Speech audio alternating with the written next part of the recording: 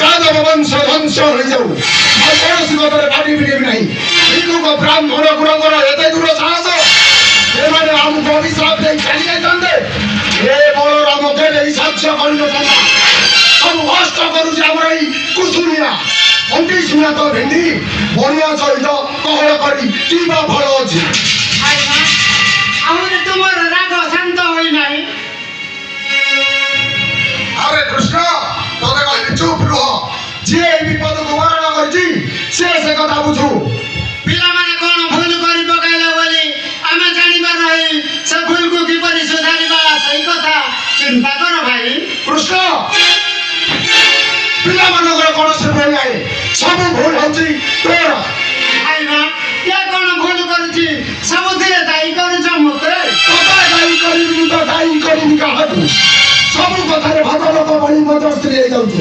ତୋର ଏଇ ସାଉଁଡ଼ିଆ ନୀତି ଯୋଗୁଁ ସମସ୍ତ ରାଜ୍ୟ କଥା ନଚେତ୍ ସେମାନଙ୍କର ମୁଣ୍ଡ ରହୁତା। ମୁଁ ତୁମର ହସ୍ତ ଧରୁଛି। ଆସ ରାଜଦରବାରକୁ ଯାଇ ଦେଖିବା। ତାଙ୍କର ପାଖରେ ଏକ ଲହର ମୁସଳ ଧସି ତଳେ ପଡ଼ିଛି। ସେଠି ସମସ୍ତେ ଯେ ଭୟଭୀତ। ଆରେ ବୋକା ସେ ଲୁହାର ମୁସଳଟାକୁ ନେଇ ଚଞ୍ଚଳ ମହାସାଗର ମଧ୍ୟକୁ ଫିଙ୍ଗି ଦେ। ଭସ୍ମ କଲେ ଚଳିବ ନାହିଁ। ତବେ ତାକୁ ପିଟି ପିଟି ଗୁଣ୍ଡ କରିଦିଅ। ରାଜା ଉଗ୍ରସେନ ଗୋଟେ ପରାମର୍ଶ ଦେଇଛନ୍ତି। ପରାମର୍ଶ? ଦ୍ୱିତୀୟ ପାଣ୍ଡବ ଭୀମସେନକୁ ଡକାଇ ପଠାଇଛନ୍ତି। ସେ ଆସିଲେ ତାକୁ ସମୁଦ୍ର କୂଳକୁ ନେଇ ଘୋରି ଘୋରି ଜଳରେ ଲୀନ କରିଛନ୍ତି। ତବେ ଯା ଦେଖେ ଭୀମସେନ ଆସିଲେଣି କି ନାହିଁ। ରକ୍ଷା କର ତୁ ତରିକା ପକେ। ଆପଣ ରକ୍ଷା ନ କଲେ ମୋର ପରିତ୍ରାଣ ନାହିଁ। ତୁମେ କିଏ ମହାପୁରୁଷ? ଦ୍ୱାପର। ଦ୍ୱାପର? ହଁ ପ୍ରଭୁ। ତୁମର କଣ ହେଉଛି ଦ୍ୱାପର? ବ୍ରାହ୍ମଣର ଅଭିଶାପରେ ମୋର ସର୍ବାଙ୍ଗ ତଳି ଯାଉଛି। ଯଦି କଣ ଯୋଗାଛି ରକ୍ଷା କରନ୍ତୁ ନଚେତ୍ ସର୍ବନାଶ। ତୁମେ ଧୈର୍ଯ୍ୟ ଧର ଦ୍ୱାପର।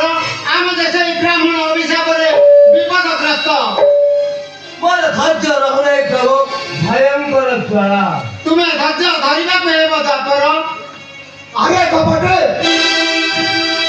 ତୋର ଏଇ ସାଉଁଡ଼ିଆ ନୀତି ଯୋଗୁଁ ସମସ୍ତ ରାଜ୍ୟ ଦଶା। ମୁଁ ଏପରି କଥା ଦେଖି ଆସୁନି ସମ୍ଭାଳି ପାରିବି ନାହିଁ।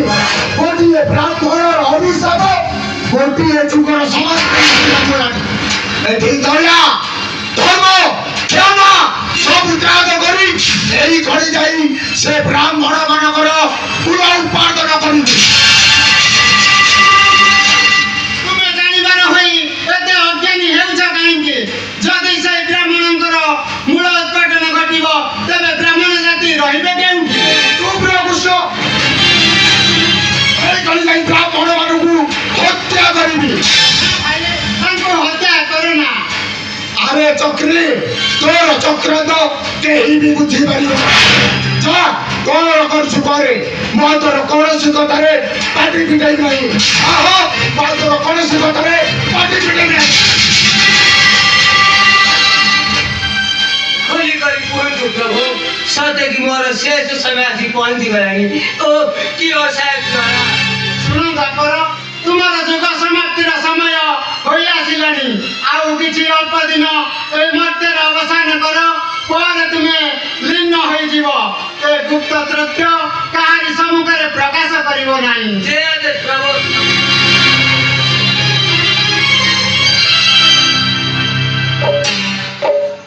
ମୋର କାହ୍ନା ଅବତାର ଶେଷ ସମୟ ଆସି ହେଲା ଉପସ୍ଥିତ। ମୁଁ ଯେତେ ଚଞ୍ଚଳ ପାରେ ଏମାନଙ୍କୁ ପ୍ରଥମେ ବିଦାୟ ଦେଇ